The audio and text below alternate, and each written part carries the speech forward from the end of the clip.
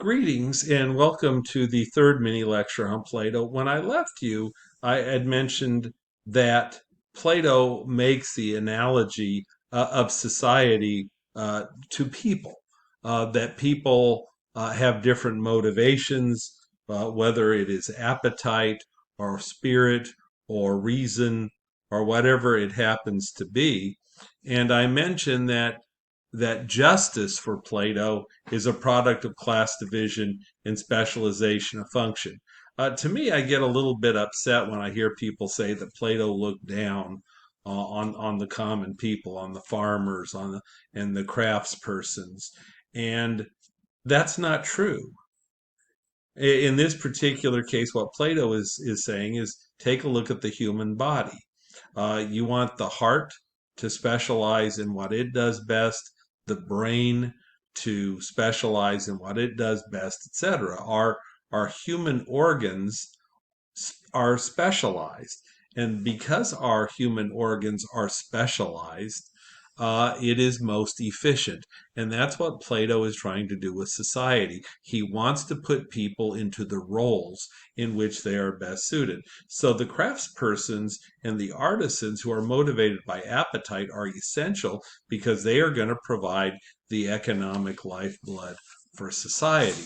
Now, his criticism is that he wants economic man to stay in the economic sphere, that the self interest and egoism that allows people to be successes in business and farming and crafts are ill suited to people being leaders where the pursuit is the public interest and not self interest. And that's where I left you last time. So I don't want you to think that Plato is looking down on this group of people. They are essential to society. He is just saying he does not believe that leadership should come from that group of people. Whereas Pericles would say leadership can come from anywhere, and that the farmer down the street may be a better leader than the educated doctor next door. And Plato, of course, would reject that. Now, the second group of people that Plato talks about are the auxiliaries, who are motivated by spirit. These people are also essential because the primary function of the military group is obviously to enforce the laws of the state and to defend the state from foreign invaders. And I want to say something here because we have a temptation in America to assume that the military is here to protect us from other societies, from bad guys abroad. But in most parts of the world, the military's first function is to provide for order within society. And then, secondly, to protect society from outsiders.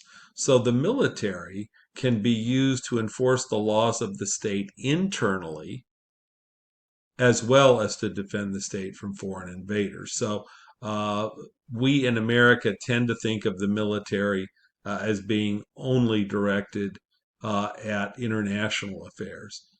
We think of our police force as providing domestic tranquility. But in fact, uh, if you were to ask the ancient Greeks, the military is there to provide order internally and externally. So, obviously, in the military, people are taught courage and temperance. Courage is essential to defend the polis or the city state, and temperance is essential so that military rulers don't attempt to rule the state.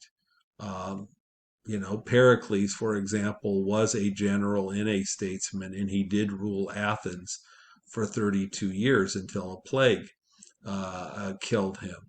So it is interesting if you take a look at militaries around the world. Obviously, there are militaries who have taken over states. We call these praetorian states and have done so for long periods of time. But in the modern world, the military, in most cases, will only step in and govern as a last resort. The military usually does not want to govern the state or to govern the state for relatively short periods of time. There are some notable exceptions. For example, the military ruled Brazil for 18 years, for example, if you want a South American example from the 60s until the early 80s. Plato linked the auxiliaries with the spirit part of the soul. The spirit for Plato is a positive energy force that checks the negative energy that emanates from our urges and appetites. So when Plato looks at individuals, it is the spirit that gives us feelings of remorse or compassion for other people, empathy for other people. These things originate from our spirit. Once again, keep in mind, just like the artisans, Plato is not advocating military rule. The third, and obviously the group that Plato spends by far the most amount of time on, are the guardians. The guardians emphasize rationality and reason. The guardians would be the ruling class. And of course, for Plato, to truly be the guardian class, they need training to pursue the public good, to pursue justice. These people must possess wisdom, courage, as well as temperance. And for Plato, these people have to have very specialized skills. For Plato, only those with excellence in mathematics, argumentation, military matters, and most importantly, philosophy are permitted to rule. And so wisdom is to be found in the ruling class of the philosopher kings. And I'll, in the next mini lecture, talk about the rather lengthy and involved training that Plato would have these people go through. These people would go through training unlike any occupation that exists in the modern world. It would be like learning to be a doctor and an attorney and an engineer all at once. So I listed my critique in the notes. So this isn't from your book. This isn't from another theorist. This is my thinking as I read Plato. And in fact, I wrote it many years ago, but I went back and kind of stole my idea. And essentially, my critique of Plato, I kind of mentioned earlier, but I elaborated in this part of the notes. The attributes, that would be the strengths, the appetites, the capacities of individual people, in my opinion, cannot be easily distinguished. I don't think you can easily categorize people into these three categories. There might be a person or two that you can, but I think most people could fall into two or maybe even all three of these categories. I would also claim that by arbitrarily assigning people into these classes is a major destruction of freedom, which for us as Americans is the number one political value. We tend to view freedom as a higher value than either order or equality, although younger people are increasingly ranking equality as a more important goal.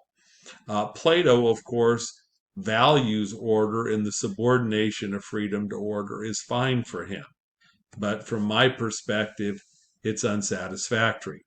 I use the example the shoemaker might resent being excluded from management of the state. Uh, I would agree with Pericles, although I would revise his statement because I don't think that Pericles' explanation that all people can contribute equally to democracy. I don't find that satisfactory either. But it's my belief, unlike Pericles, so I'm kind of modifying him a little to kind of Randall democracy, if there's such a thing, is that democracy does not assume that all men contribute equally to public policy. But what it does propose is that most people do have something to contribute. And of course, Plato would scorn this idea, would say that this is absolutely ridiculous, and you are giving far, far too much credit to too many people. So we would agree to disagree. But he does certainly have an intriguing classification scheme. There is a little mini video that I think is clever on Plato's use of the forms and the allegory of the cave, and certainly I would have you look at those. But I'll say a few words in addition to what are on those rather clever videos. In terms of Plato's theory of the forms, Plato distinguishes between the knowledge and reality that are presented by our senses, which he would call the world of appearances, and the essence or form of that reality, which is the intelligible world. Plato argued that our senses can deceive us, and that reality is known only through the mind.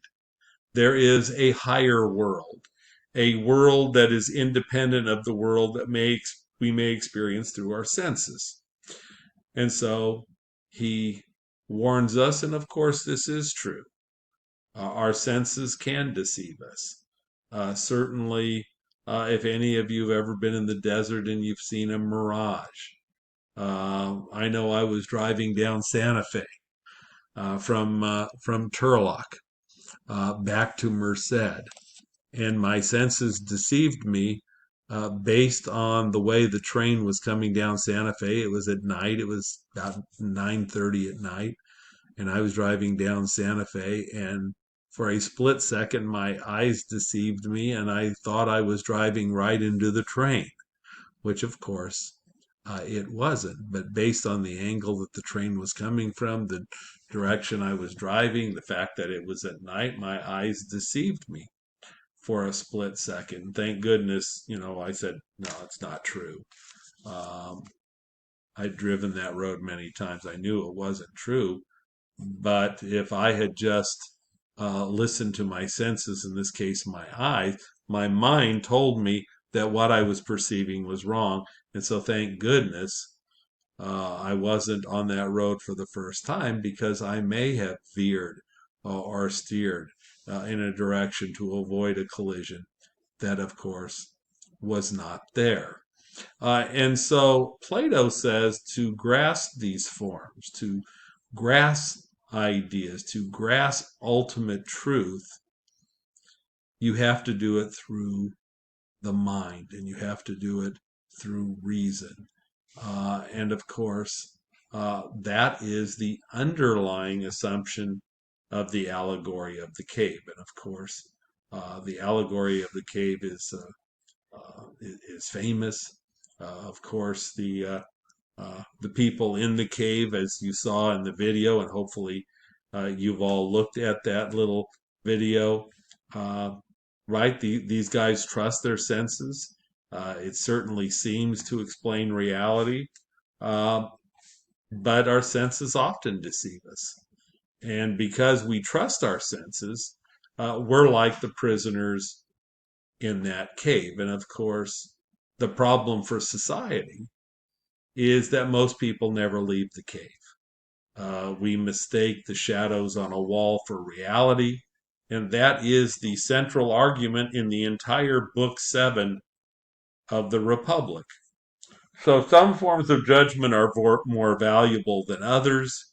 Athenian democracy had failed to live up to its lofty ideals that Pericles had proclaimed, and therefore control should be given to the few who escape the cave and who have a clear grasp on reality, which is the philosopher king or philosopher queen.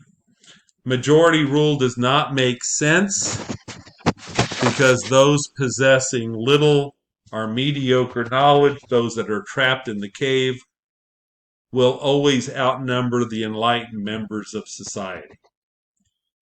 And Plato doesn't word it that way. That's my interpretation of it. And again, I told you this is really important for us in American democracy because our founding fathers bought that assumption, Plato. And I will talk about that a little bit more in the next mini lecture.